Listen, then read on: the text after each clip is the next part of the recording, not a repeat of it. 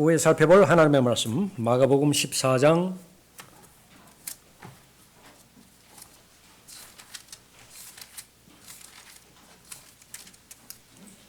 53절입니다. 14장 53절.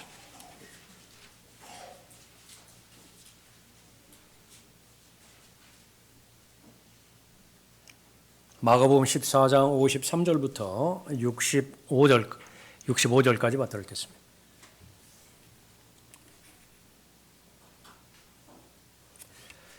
그들이 예수를 대제사장에게로 끌고 가니 모든 선임 제사장들과 장로들과 서기관들이 그와 함께 모였더라.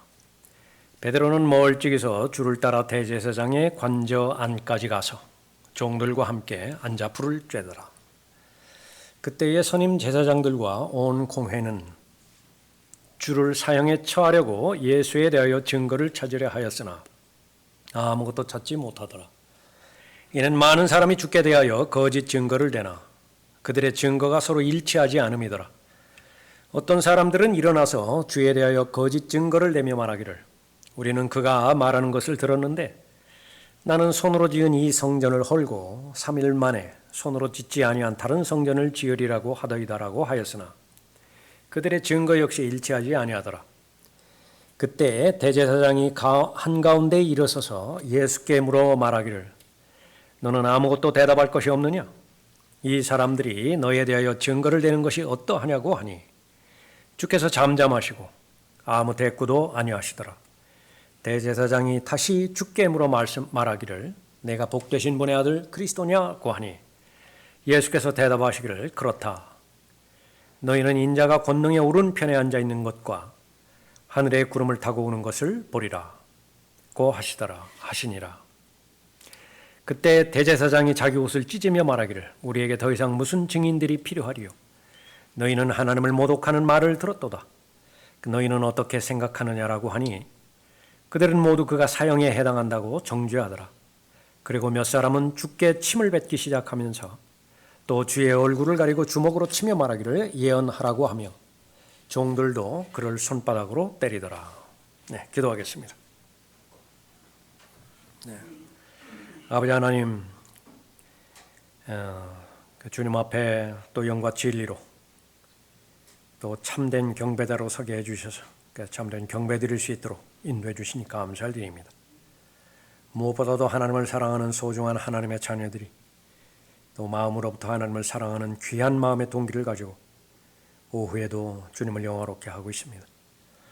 이 가운데 그 마음의 상태를 주님께서 잘 알고 계십니다. 무엇보다도 부친을 먼저 그렇게 보내신 우리 형제와 또 자매님들의 마음 주님의 위로로 위로해 주십시오. 또 그 모친과 나머지 또 형제들의 그 마음도 하나님께서 위로해 주셔서 더욱더 하나님의 인도하심과 또 다가올 세상에 대한 소망이 더욱 견고해지는 좋은 계기로 또 삼아주시기를 간구를 드립니다.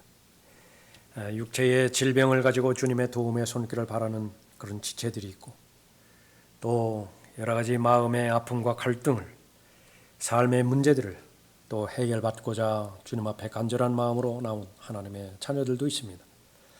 무엇보다도 하나님 앞에 온전히 다가가 은혜의 보좌 앞으로 나아가는 그 믿음을 통하여 하나님께서 모든 필요를 주시되 가장 좋은 것들로 채워주셔서 모두가 다 하나님을 영화롭게 하고 하나님께서만이 주실 수 있는 귀한 간증으로 주님을 영화롭게 해드릴 수 있도록 복 주시길 원합니다.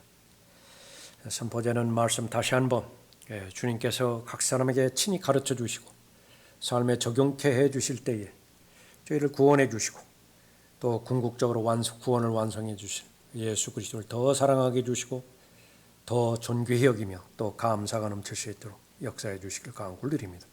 주 예수 그리스도의 이름으로 기도드렸습니다. 아멘. 하나님의 법정 앞에 선 이스라엘이라고 하는 제목으로 말씀드리겠습니다.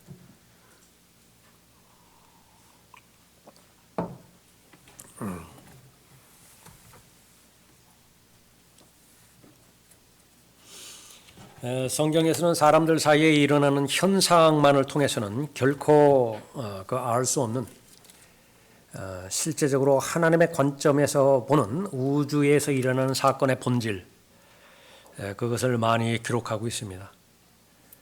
그 가운데 하나가 많은 싸움들이 있고 전쟁들이 있는데 바로 하나님과 마귀와의 전쟁이 우주의 한 복판에서 일어나는 그 장면을 기록한 그 부분이 있죠.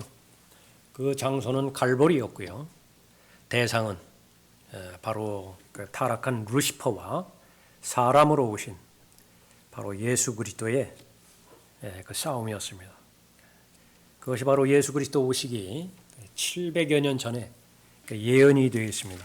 우주의 한 복판에서 격투장이 설치가 되었고 또 실제로 그 일들이 일어났던 것을 볼 수가 있습니다.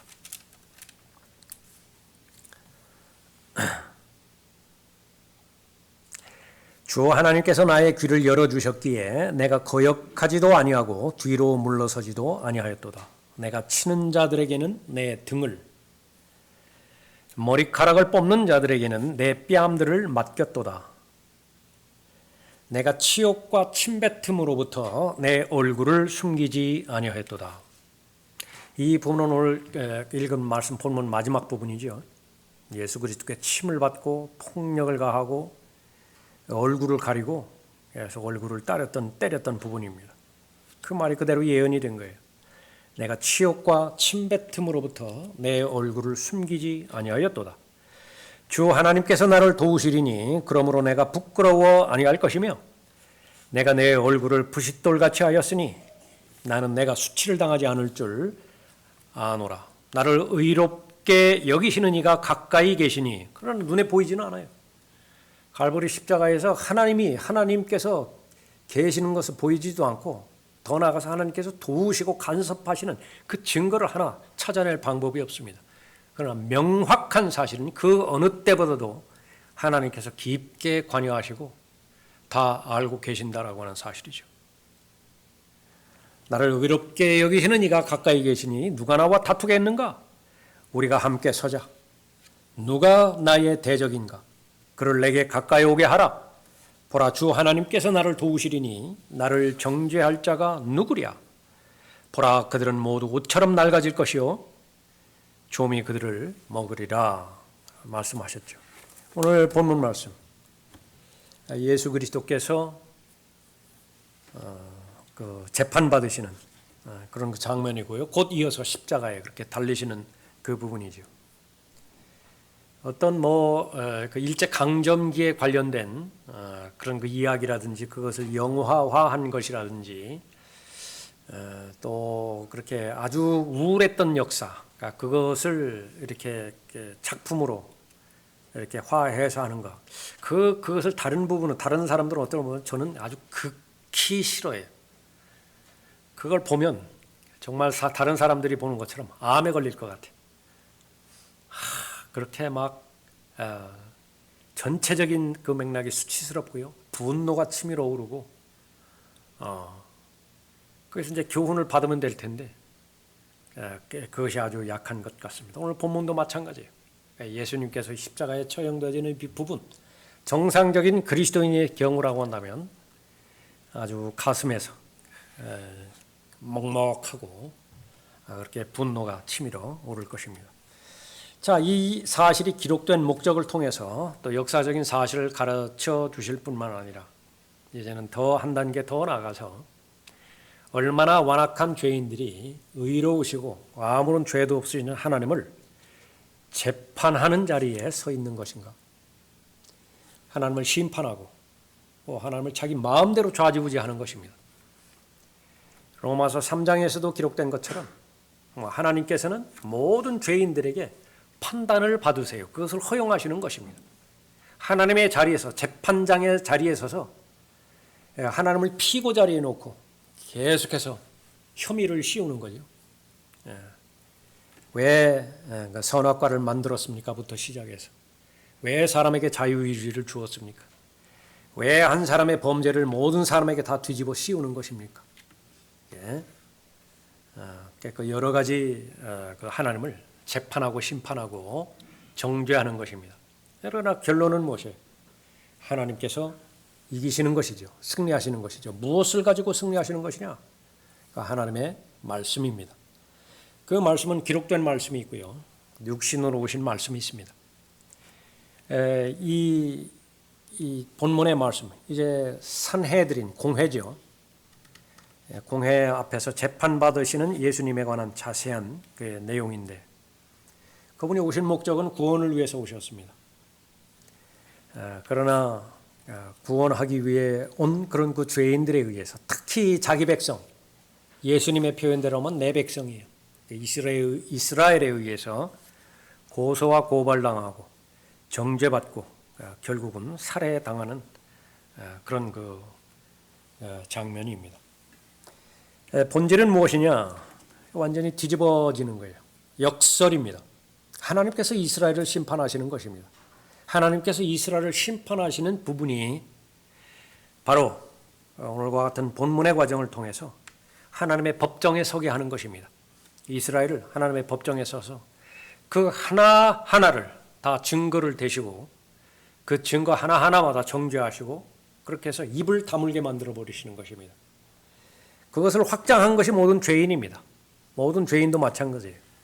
얼마 전에 크리스마스 지나갔습니다마는, 크리스마스라고 하는 것은 사람이 더 이 주체가 되어서 갑의 위치에 서서 어린 아이, 어린 아이로 오신 하나님을 마음대로 주무르는 것입니다.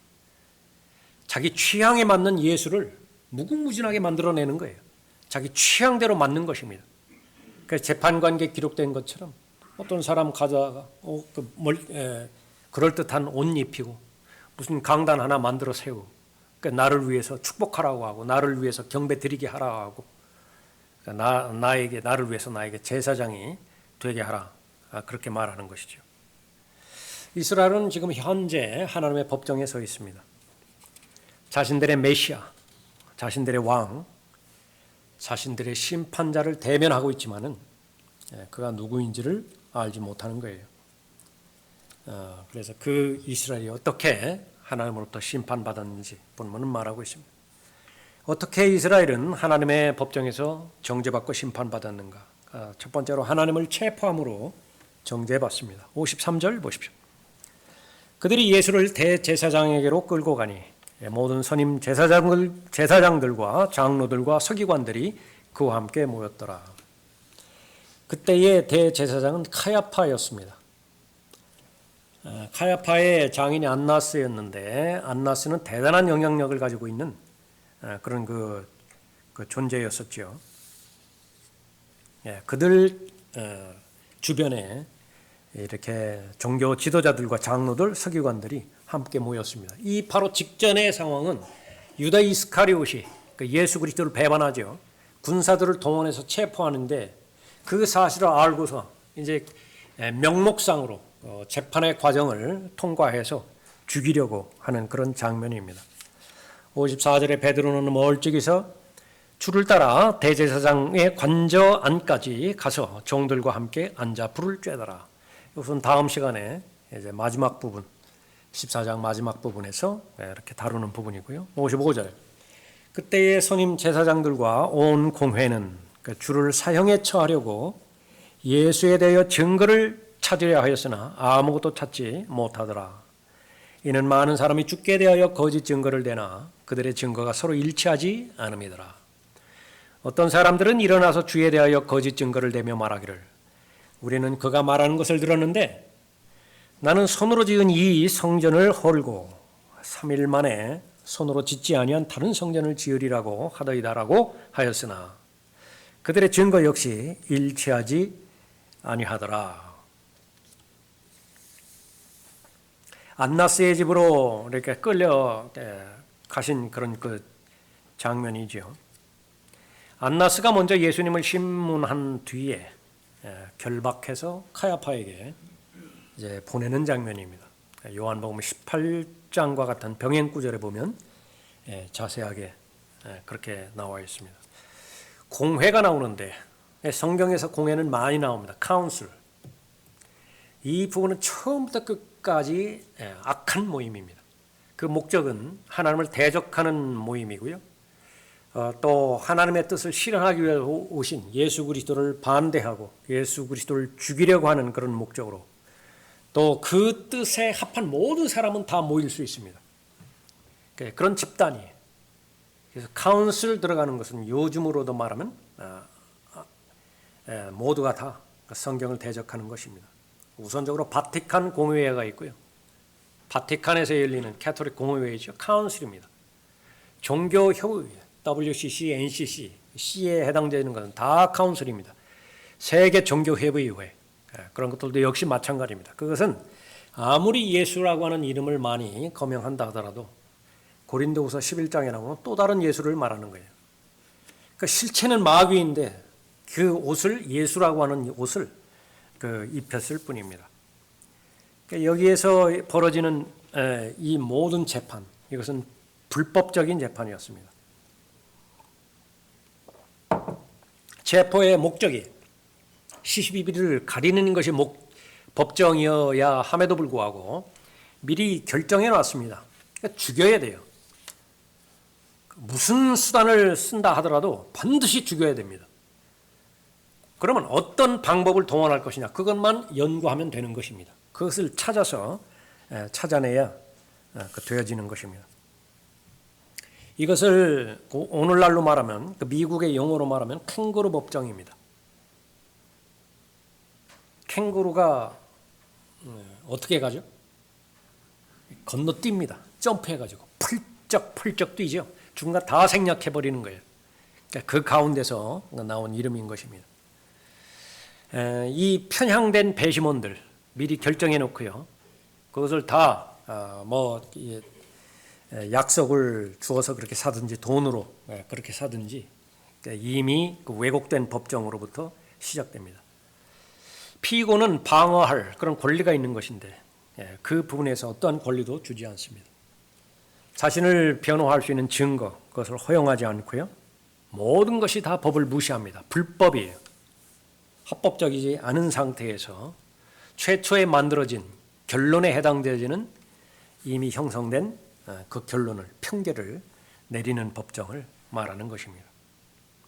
요한복음 18장 31절에서 그러자 빌라도가 그들에게 말하기를 그를 데리고 가서 우리의 율법을 따라 재판하라고 하니, 그러니까 너희의 율법에 따라 재판하라고 하니, 유대인들이 그에게 말하기를 우리가 누구를 사형에 처하는 것은 적법지 못하나이다. 본인들도 알아요.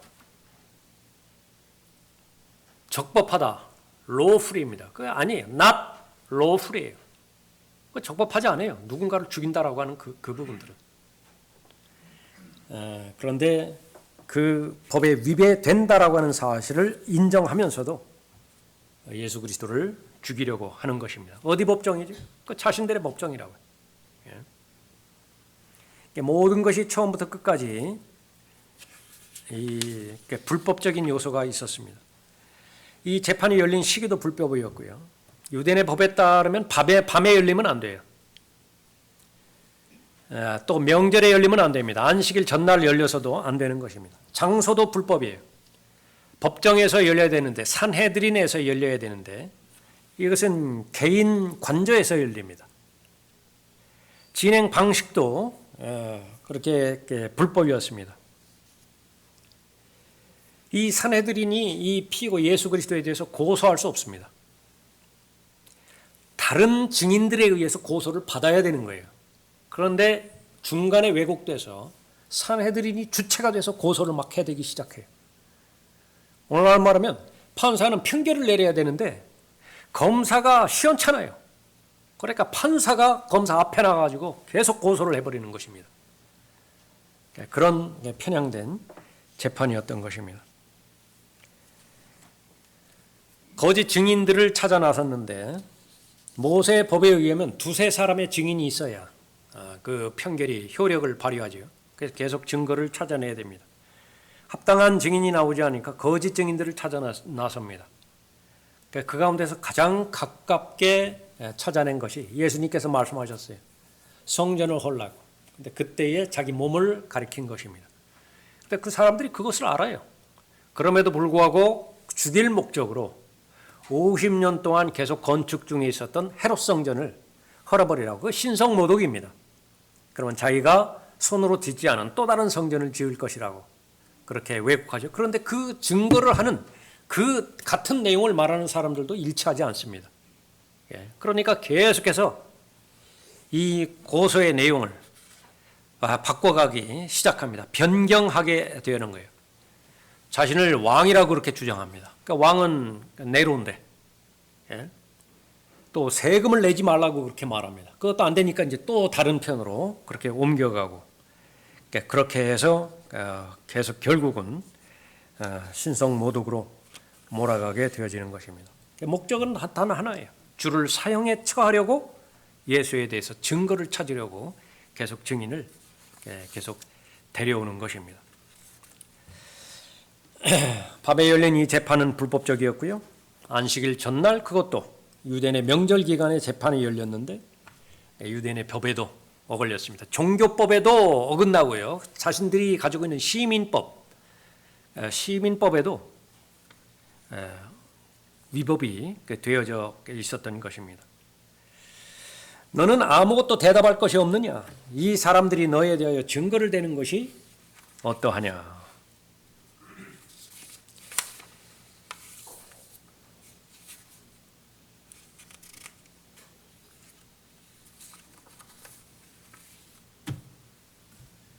(60절에) 보면 그때 대제사장이 한가운데 일어나서 예수께 물어 말하기를 너는 아무것도 대답할 것이 없느냐? 이 사람들이 너에 대하여 증거를 대는 것이 어떠하냐고 하니 주께서 잠잠하시고 아무 대꾸도 아니하시더라. 대제사장이 다시 주께 물어 말하기를 내가 복되신 분의 아들 그리스도냐고 하니 예수께서 대답하시길 그렇다. 그러니까 너희는 인자가 권능의 오른편에 앉아 있는 것과 하늘의 구름을 타고 오는 것을 보리라고 하시니라. 이제는 하나님의 법정에선 이스라엘이 정죄받는 것은 하나님을 판단함으로 인해서 정죄를 받는 그 부분입니다. 조금 전에 읽은 이 본문이 바로 그 부분이죠. 예수님께서 계속 침묵을 지키십니다. 그 이유는 두 가지예요. 이미 그 사람의 마음 가운데 진리를 찾고자 하는 마음이 발견되지 않으면 입을 열지 않으십니다. 대표적인 경우가 헤롯 앞에서 예수님을 이제 그 빌라도가 헤롯에게 보내죠. 자기 책임을 면해 보려고. 근데 헤롯은 이미 침례인 요한을 죽인 사람이에요. 진리를 떠난 사람입니다. 아무리 물어보라고요. 예수님께서 답을 하지 않으시는 것입니다. 또 하나는 구약 성경의 성취를 하기 위해서 대답을 하지 않으시는 것입니다. 이사야에서 예언되었을 때 도살장으로 끌려가는 어린 양이 바로 예수 그리스도이셨고요. 아무런 죄도 없고 아무런 잘못도 없는데 항변하지 않으십니다. 자기를 변호하지 않으세요. 왜 그러냐면 그때만큼은 죄인의 입장에 서셨기 때문에 그런 것이죠. 그가 억압을 당하고 고난을 당하여도 그의 입을 열지 아니하였으니 그가 어린 양처럼 토살장으로 끌려가며 또 털 깎는 자들 앞에 양이 말 없듯이 그가 자기 입을 열지 아니하는도다. 시편에서도 예언이 되어 있습니다. 시편은 예수님 오시기 약 1000년 전에 예언된 말씀이죠. 내가 말하였나니 나는 나의 길을 조심하여 내 혀로 죄짓지 아니하리라. 악인이 내 앞에 있는 동안 나는 내 입에 재갈을 물리리라. 내가 침묵하여 벙어리가 되었으며 심지어 선한 것에서조차 잠잠하였나니 나의 슬픔이 일었나이다. 시편 39편 1절 2절 말씀입니다. 이 부분을 베드로전서 2장에서 인용하면서 바로 예수 그리스도께서 어떤 목적으로 잠잠하셨는가, 입을 열지 않으셨는가 그 부분을 말씀하고 있습니다. 이 카야파, 대제사장 카야파는요, 이제는 아주 조바심해야 될 그런 그 상황 가운데 처했습니다. 왜냐하면 할 수 있는 모든 것들을 다 동원했는데도 빌미를 잡지 못했기 때문에 그런 거예요. 그러니까 지금 모순된 그런 일들로 인해서, 그러니까 증언들로 인해서 예수님을 정죄할 수 없는 지경에 이르게 된 것이죠. 그러니까 당사자가 말을 하게 만드는 부분입니다. 그래서 물어보는 거죠. 내가 복되신 분의 아들 그리스도냐? 라고 물어보는 것입니다. 그리스도, 메시아라고 하는 부분도 유대인들이라고 하면 이 메시아에 대해서 잘 알고 있는 그런 부분입니다. 그러니까 메시아는 이제 육신을 입고 오신 하나님이라고 하는 사실을 성경에서 예언되어 그렇게 예언된 내용을 알고 있죠. 그런데 이 부분을 계속해서 이 랍비들이 그 종교인들이 그 수준을 약화시켜서 그리스도를 믿게 하되 메시아를 믿게 하되 그것은 무슨 다윗이라든지 무슨 뭐 히스키야라든지 이런 사람들처럼 죽을 수밖에 없는 사람의 존재로 그렇게 약화시켰던 것입니다. 그것은 비성경적이에요. 구약의 예언에는 그런 내용들이 없었던 것입니다. 그래서 이 카야파가 자기가 직접 나서서 검사 역할을 그렇게 함으로 인해서 예수 그리스도를 공격하게 되어지는 것입니다. 살아계신 하나님을 두고 너에게 맹세하노니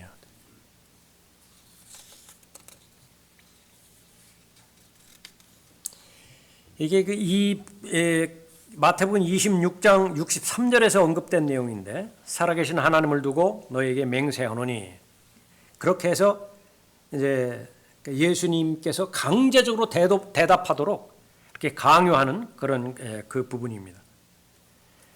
이것은 대표적으로 민수기 5장에서 그렇게 나오는 그런 부분인데요. 살아계신 하나님을 두고 너에게 맹세하노니 하나님의 이름과 맹세라고 하는 이름을 했을 때는 이 말을 들은 사람은 반드시 말을 해야만 됩니다. 그 말을 하지 않으면 그것은 정죄를 받아요. 민수기 5장에서 제사장은 그녀에게 맹세를 시켜 여기 맹세가 나오죠.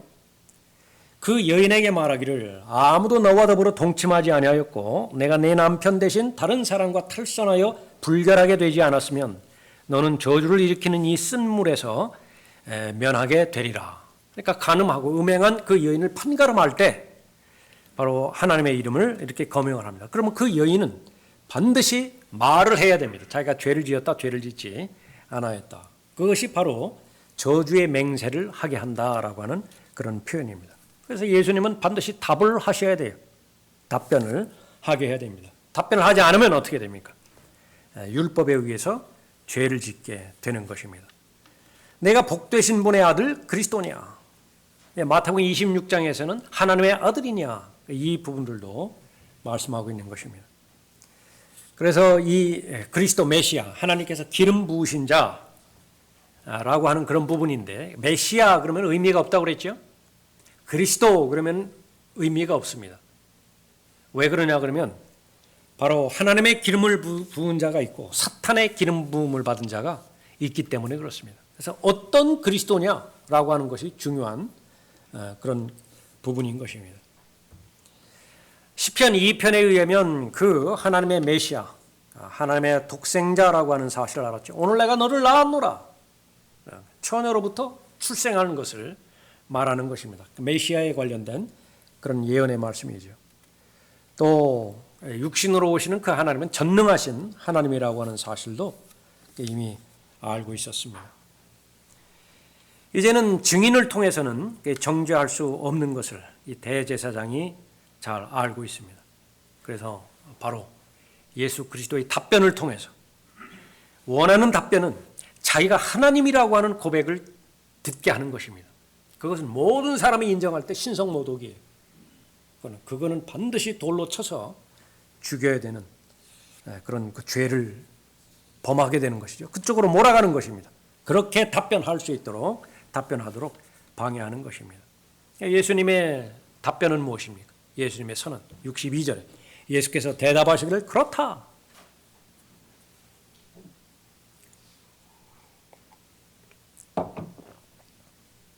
여기에 그렇다라고 하는 그런 부분이요. 그러니까 영어 성경의 표현을 하면 I am이에요. 그것은 출애굽기 3장에 나와 있는 나는 곧 나니라. I am that I am. 나이신 분께서 I am. 나는 아브라함이 있기 전부터 있느니라. I am. 자신이 하나님의 성품임을 선포한 그런 그 내용이기도 하죠. 그래서 예수님께서는 카야파의 기대를 저버리지 않습니다. 카야파가 원하는 답을 그대로 했습니다. 그건 놓칠 리가 없죠. 카야파가. 예수님께서는 자신이 육신으로 오신 하나님이라고 하는 사실을 명백하게 주장했습니다. 그것을 모든 유대인들이 다 들은 것이죠. 그래서 이 법정은 자신이 원하는 대로 이제 예수 그리스도를 죽일 수 있는 그 방편으로 몰아가고 있다라고 그렇게 확신하고 있는 것입니다. 예수 그리스도, 그분은 하나님이시고요. 지금 이 당시에도 이 부분은 온 세상을 심판하실 분이십니다. 다만 이때가 아닐 뿐이에요. 사람들은 그것을 모르는 것이죠. 그래서 잃어버린 모든 구원받지 못한 자들, 왜 잃어버렸습니까? 왜 구원받지 못했습니까? 예수 그리스도를 거부했기 때문에 그렇습니다. 예수 그리스도를 믿지 않았기 때문에 그런 것이죠. 거룩하지 않은 사람들입니다. 경건하지 않는 사람들, 한 사람도 빠짐없이 예수 그리스도 앞에 와서 심판을 받을 것입니다. 이 모든 과정들을 구체적으로 하나님의 법정에선 이스라엘 그 그림으로 보여주시는 것입니다.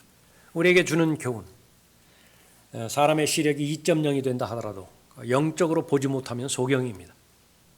카야파는 모든 것들을 다 나름대로 판단할 수 있었는지 모르지만 영적인 부분에 있어서는 눈이 가려진 사람입니다.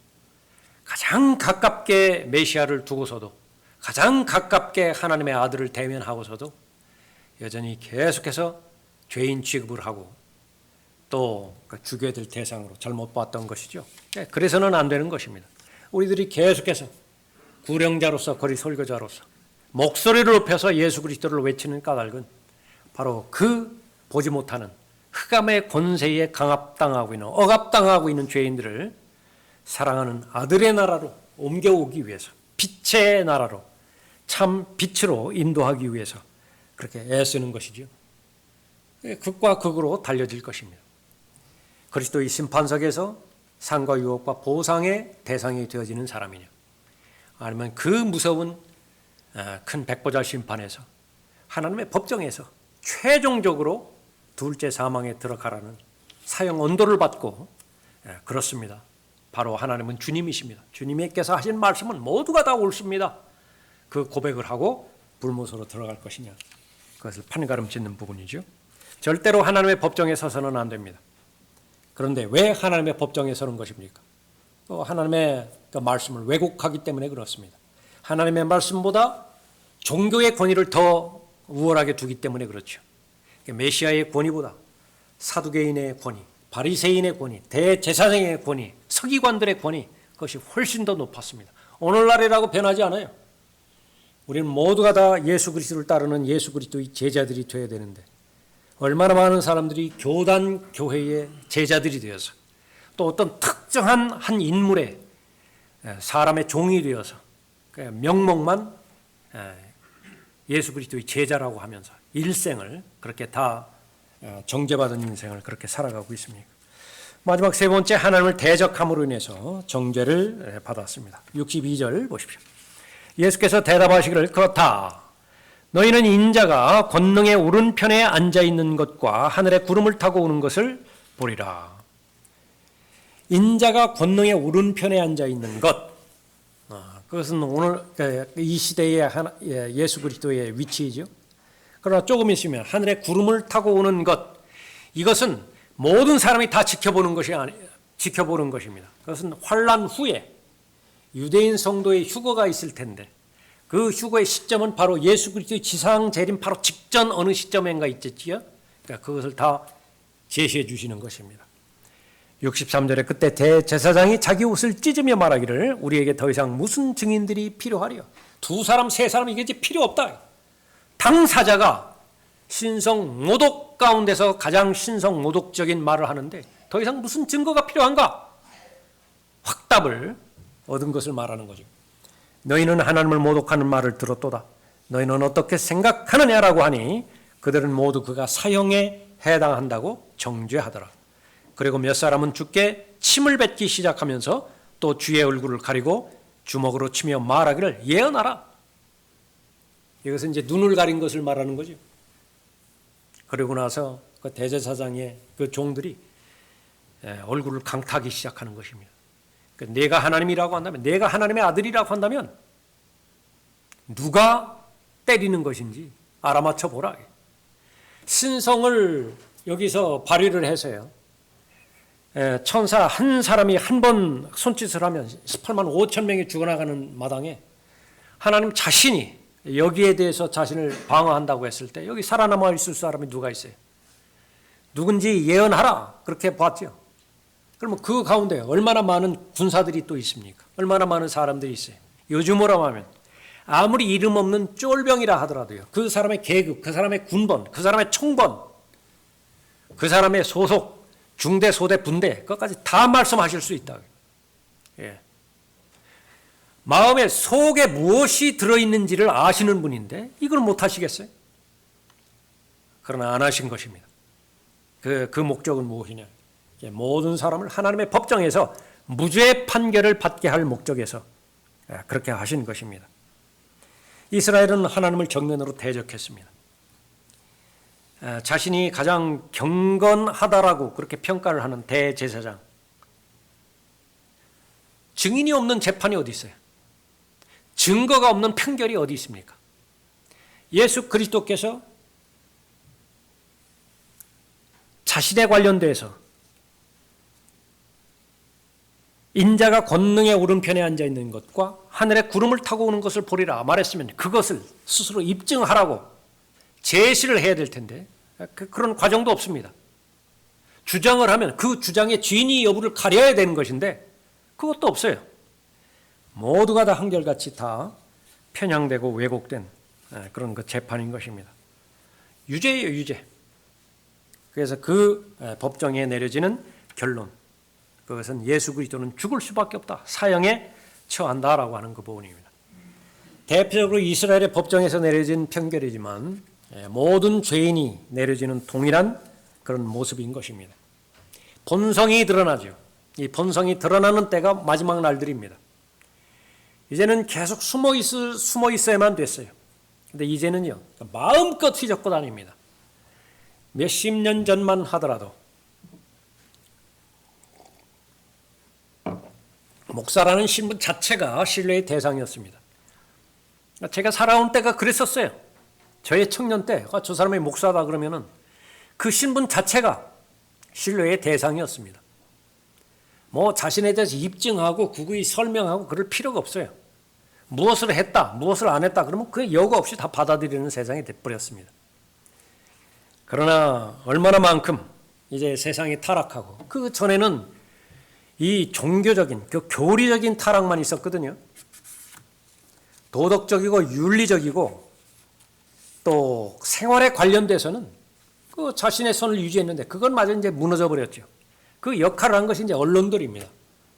그러니까 서로가 서로를 비판하고 서로가 서로를 비평하고 그러니까 정말 듣고 싶은 것이 그 교회 목사가 타락했더라. 그 교회 목사가 무슨 잘못을 저질렀더라.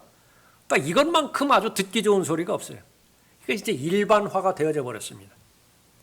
그래서 지금은 어떻게 되는 것이냐. 지금 어디 가서 목사라고 하는 그 말을 하는 것이 수치스러운 그런 때가 돼버렸습니다. 세상을 향해서만 그런 것이 아니에요. 교회 내에서도 목사가 무슨 말을 하면 그 말의 진실성과 신뢰성을 입증하기 위해서 목사는 무던 애를 써야 됩니다. 자신의 한 말에 대해서도 그렇고 그것이 무슨 계획이라든지 실행이라든지 특히 돈 문제와 관련돼서는 일일이 다 해명을 해야 돼요. 그래야 믿고 믿을 수 있는 그런 세상이 되어져 버렸던 것이죠. 그런 과정을 넘어서서 이제는 교회라고 하면 당연히 그 전에는 무언가 모르지만 두려움의 대상이었고 무언가 모르지만은 거리를 두어야 되는 그런 대상이었음에도 불구하고 이제는 어림도 없어요. 발 아래 밟혀 있어요. 마음껏 밟고 휘젓고 다니는 것입니다. 하나님의 이름에 대해서도 마음 놓고 대적해도 양심에 거리낌이 없습니다. 그러니까 그 부분이 지금 65절에서 나타나는 이 부분들입니다. 마치 광견병에 걸린 미친 개들 같다고요. 마음대로 물고 찢고 부르짖고 예수 그리스도를 공격하는 것입니다. 끔찍한 장면이죠. 조금 전에 처음에 우리가 살펴봤던 이사야 50장 6절 말씀이 그대로 700년이 지난 다음에 문자적으로 실현되어지는 것을 볼 수 있습니다. 내가 치는 자들에게는 내 등을, 머리카락을 뽑는 자들에게는 내 뺨을 맡겼도다. 내가 치욕과 침뱉음으로부터 내 얼굴을 숨기지 아니하였도다. 이것은 조작될 이유가 없습니다. 이 말씀이 실현되기 위해서 예수 그리스도께서 일부러 폭력에 반응하지 않으시고 그럴 이유가 없어요. 그러나 분명하게 아는 것은 바로 이것이 하나님의 말씀일 수밖에 없다는 사실이 모든 사람들이 알지 못하는, 간과하지 못하는 과정 가운데서 그 이전의 구역에 기록된 말씀은 한 말씀 빠지지 않고 그대로 문자적으로 실현이 된다라고 하는 사실입니다. 베드로는 이렇게 말합니다. 모욕을 당하셨으나 다시 모욕으로 갚지 아니하셨고 고통을 당하셨으나 위협하지 아니하셨으며 오직 의롭게 심판하시는 분께 자신을 의탁하셨느니라. 이 법정은 카야파의 법정이 아니에요. 이 법정은 빌라도의 법정이 아닙니다. 이 법정은 하나님의 말씀에 의하면 하나님의 법정이에요. 하나님의 법정에서 누구를 심판하는 것이냐, 누구의 죄를 가리는 것이냐, 이스라엘의 죄를 가리는 거예요. 바로 죄인 한 사람 한 사람의 죄를 가리는 것입니다. 누가 하나님의 영원한 정죄 가운데 빠지는 것입니까? 예수 그리스도를 거부한 자예요. 메시아를 거부한 이스라엘, 영원한 정죄 가운데 들어가는 것입니다. 하나님의 어린 양을 거부한 모든 각 개개인의 죄인들 모두가 영원한 정죄 가운데 들어가게 되어지는 것입니다. 자신의 혼을 놓고 도박을 하는 거예요. 죽은 다음 어떻게 되는 것이냐, 가장 진지한 인생의 본질의 문제임에도 불구하고 마귀가 던져주는 눈앞에 가려지는 미끼들, 바로 앞에 있는 인생 문제를 해결하기 위해서 그 인생의 중요한 문제를 계속 연기시키는 것입니다. 연기하고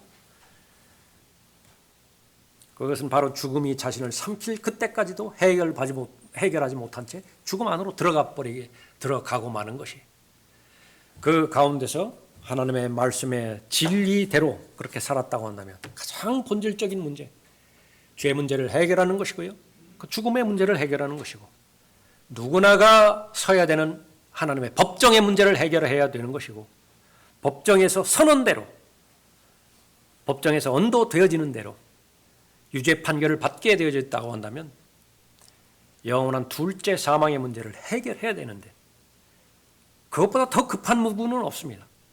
그것을 먼저 해결하고 열심히 공부해야 돼요. 그것을 먼저 하고 열심히 일해야 되는 것입니다. 이것을 먼저 해결하고 결혼에 대해서 고심하고 해야 되는 것이에요. 그러나 온통 거꾸로 해버리는 거예요. 온통 거꾸로. 그 결과 바로 도둑으로 설명되어지는 마귀의 계략에 다 휩쓸려 버리는 것입니다. 우리는 하나님의 심판에 대해서 두 가지 계시를 받습니다. 하나는 큰 백보자 심판이고요, 또 하나는 그리스도의 심판석입니다. 우리는 두 가지 다 대비를 해야 됩니다. 한 사람이라도 큰 백보자의 심판에 서지 않도록 해야 되고요, 그것이 우리가 지금 이 지상에 남아있는 동안에 할 수 있는 유일한 일입니다. 또 나 자신에 대해서는 그리스도의 심판석을 계속해서 잘 준비를 해야 되겠죠. 그렇게 해서 판단하시는 분은 하나님이시라고 하는 사실을 우리가 명심해야 됩니다. 내가 하나님 판단하는 거 아니에요. 그러나 얼마나 수없이 많은 사람들이 이 시대에 오기까지 하나님을 판단해 버렸습니까? 판단한 결과 이런 하나님이어서는 안 돼요. 어떤 하나님이죠? 사랑의 하나님이 어떻게 지옥을 만든단 말이에요. 그래서 그런 하나님을 하나 만들어 놓고 거기에 걸맞는 성경 번역을 하나 했다고요. New World Translation이라고. 신세기 역본이라고. 그렇게 해서 그 조작된 성경을 가지고 계속 성경 공부하고 또 그 성경을 가지고 경배 드리는데 사람들이 우죽순으로 몰아들어요. 너무나 인기가 좋습니다. 한 방편을 그렇게 예를 들었지만 또 카톨릭은 카독대로 사람들의 의견을 모아서 공회라고 하는 사람들의 의견의 집합체를 하나 만들어 놓고 우리가 지향하는 성경에서 말하는 기독교는 이런 방향으로 흘러가야 된다라고 인류애를 보편적으로 앞세워서 그렇게 해서 또 자기 나름대로 그렇게 지나간다. 그 사람들이 부르짖는 것은 화평, 평화, 그 부분이에요. 그래서 성경에서는 진작 경고하고 있죠. 얼마나 많은 거짓 화평과 거짓 평강이 있는 것인가. 심판하시는 분은 바로 내가 아니라 하나님이십니다. 여러분 각자에게 잘 적용하셔서 적용했다 하더라도 이 부분들은 지속적으로 그 평가에 자신을 잘 맡게 되겠죠.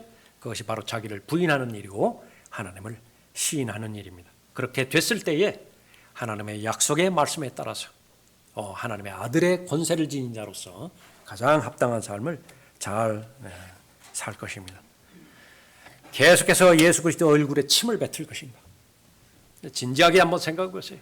구원받았다라고 말하면서 헌신했다라고 말하면서 얼마나 많은 경우에 예수 그리스도의 얼굴에 침을 뱉는 것인가. 부안에 동하는 사람이 얼마나 많겠어요. 한 사람이 예수 그리스도를 주먹으로 치니까 그 또래 집단에 소속되기 위해서 자신도 쳐야 된다고요. 예수 그리스도의 얼굴을. 나는 예수 그리스도의 얼굴에 침을 뱉는 사람인가? 나는 예수 그리스도의 얼굴을 때리는 사람인가? 그 수염과 머리카락을 뽑는 사람인가? 거기 침묵하고 있다고 한다면 이미 동조하는 것이 우리가 목소리를 쳐서 외쳐서 바로 주 예수 그리스도 유일하게 그분만이 하나님이시고 그 죄의 문제와 죽음의 문제와 하나님의 심판과 지옥의 영원한 형벌의 문제를 해결할 수 있는 유일한 분이라고 그렇게 그분 편에 서게 되어진다라고 한다면 바로 하나님께서 보석과 같이 또 하나님의 모든 판단에 있어서 여러분을 최상으로 그렇게 인도해 주실 것입니다. 기도하겠습니다. 은혜로우시고 자비로우신 아버지 하나님, 죄인의 죄 문제를 해결해 주시고 또 마귀의 자식에서 지옥의 자식에서 하나님의 자녀로 또 하나님의 아들로 옮겨주시기 위해서 예수 그리스도께서 겪어야 되는 고난과 수치와 또 그 모든 부당함은 이루 말할 수 없이 성경에 많이 기록되어 있습니다. 그것은 다른 사람에 관련된 이야기가 아니라 바로 나 자신에 관련된 이야기이고 나 자신의 회복을 위해서 예수 그리스도가 감당하신 고뇌였음을 다시 한번 주님 앞에 고백을 드리고 감사를 드립니다.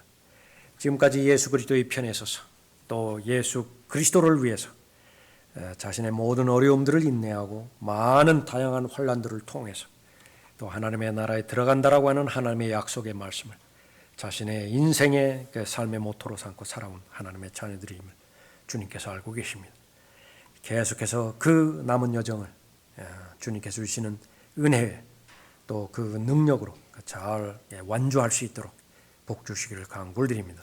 예수 그리스도를 위한 고난이야말로 어떤 것과도 바꿀 수 없는 영광임을 다시 한번 확신케 해주시고 예수 그리스도를 위해서 그렇게 고난을 당한 그런 것 없이 하늘나라에 도착하는 사람이 단 한 사람도 발견되지 않도록 하나님께서 복 주시길 원합니다.